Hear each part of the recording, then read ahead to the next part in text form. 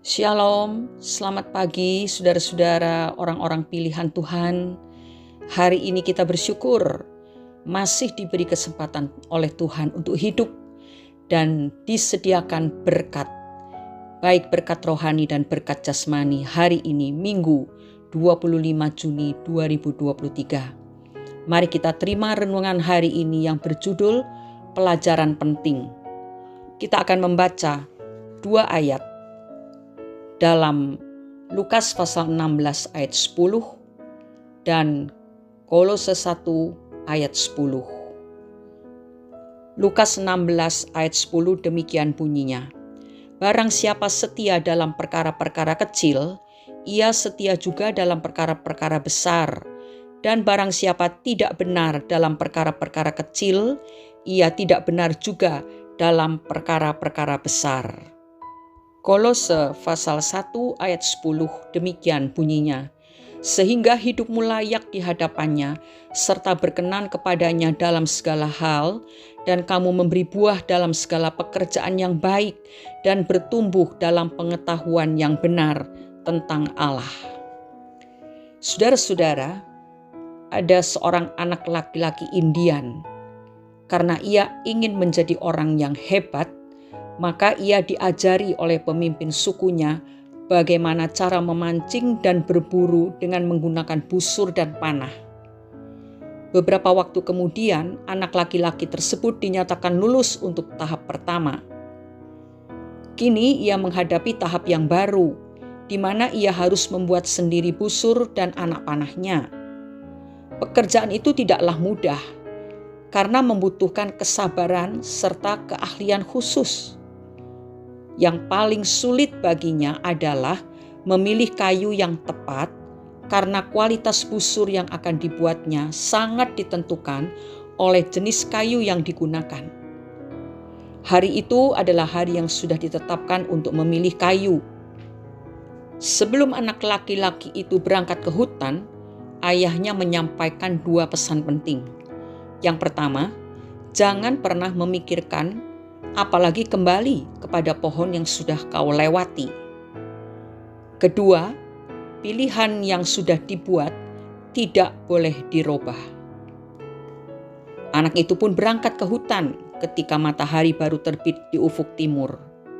Dengan teliti ia mengamati pohon demi pohon sambil terus berjalan, namun belum juga ditemukannya pohon yang menurutnya tepat.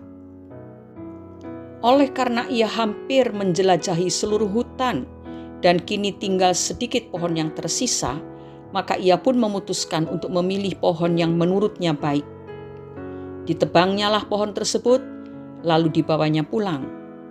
Ketika memperlihatkan pohon tersebut kepada ayahnya, ayahnya mengatakan bahwa pohon itu adalah pohon yang terbaik. Ayahnya meminta kepada anak laki-laki tersebut untuk mengingat kembali pengalamannya hari itu. Dan setelah itu ia harus menceritakan kepada ayahnya pelajaran apa yang sudah ia dapatkan dari pengalamannya itu. Setelah berpikir sejenak, ia pun datang menghadap ayahnya. Ayah, pelajaran yang aku dapatkan adalah sekali memilih, kita tidak boleh mengubah pilihan tersebut. Saudara-saudara, setiap orang, termasuk kita, telah memilih jalan hidup kita sendiri. Memilih pekerjaan, memilih pelayanan, memilih pasangan hidup, memilih sekolah, dan lain sebagainya. Mungkin pilihan kita bukan yang terbaik, tetapi kita harus bekerja dengan apa yang sudah kita pilih. Kita harus melakukan sesuatu di dalamnya. Kisah di atas memiliki makna yang sangat berarti, bahwa tidak ada alasan untuk menyesali, apalagi menelantarkan apa yang sudah kita pilih. Hanya karena kita tahu bahwa pilihan itu bukanlah yang terbaik. Apa dan bagaimanapun pilihan hidup kita, jalanilah dengan setia dan berkaryalah di dalamnya. Setiap jerih lelah dan niat baik kita akan diperhitungkan oleh Tuhan. Tuhan sanggup memberkati dan berkarya di dalam kehidupan kita. Pernahkah terpikirkan oleh kita bagaimana Tuhan bisa memberi makan 5.000 orang hanya dari 5 ketul roti jelai dan 2 ekor ikan? Saudara, waktu Tuhan Yesus meminta murid-muridnya memberi makan orang-orang sebanyak itu, tentu mereka bingung apa yang harus mereka lakukan. Di tengah kebingungan mereka, tiba-tiba Andreas menemukan seorang anak kecil yang membawa bekal 5 roti jelai dan 2 ekor ikan. Ia membawa roti dan ikan itu kepada Yesus dan berkata, "Di sini ada seorang anak yang mempunyai 5 roti jelai dan 2 ikan. Tetapi apakah artinya itu untuk orang sebanyak ini?" Dari kalimat ini kita bisa menarik kesimpulan bahwa pilihan Andreas untuk membawa roti yang 5 ketul dan 2 ekor ikan kepada Yesus itu dianggapnya sesuatu yang salah pilih, yang tidak masuk akal, bukan yang terbaik. Tetapi ya mau bagaimana lagi begitu. Ada keputusasaan juga di sana. Tetapi firman Tuhan hari ini mengajari kita apa yang sudah kita pilih untuk hidup kita. Tidak boleh kita abaikan dan kita tidak boleh menyesalinya. Selaraskanlah itu dengan kehendak Tuhan. Tuhan bisa melakukan apa saja. Tuhan bisa memberkati kita dengan hal yang kecil, pekerjaan yang sepele, pilihan kita yang jauh dari kata terbaik.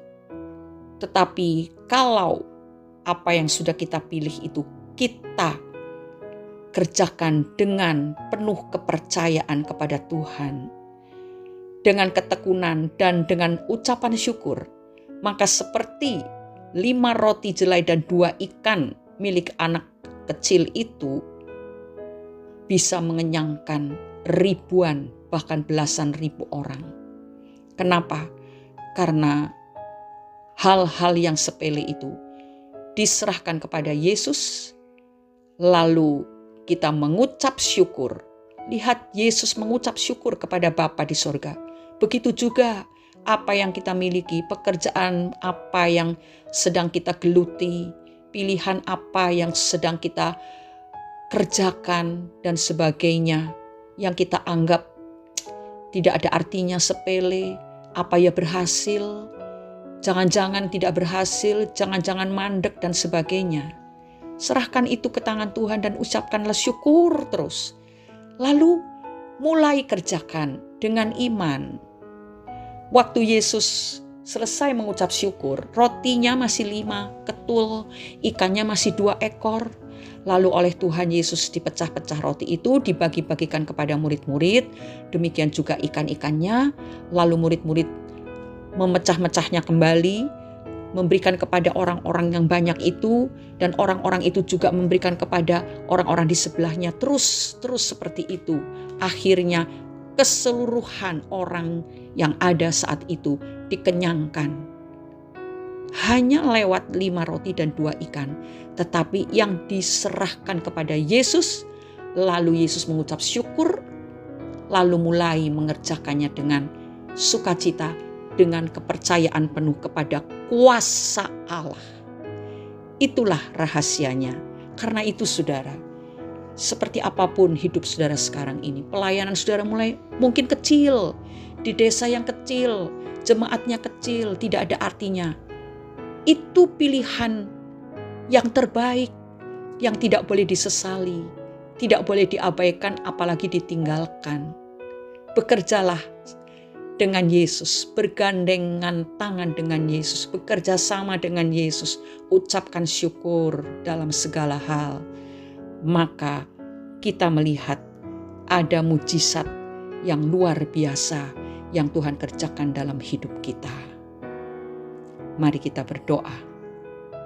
Bapa, pagi hari ini kami mengucap syukur karena kami telah menerima suatu pelajaran penting lewat renungan yang telah kami dengarkan hari ini.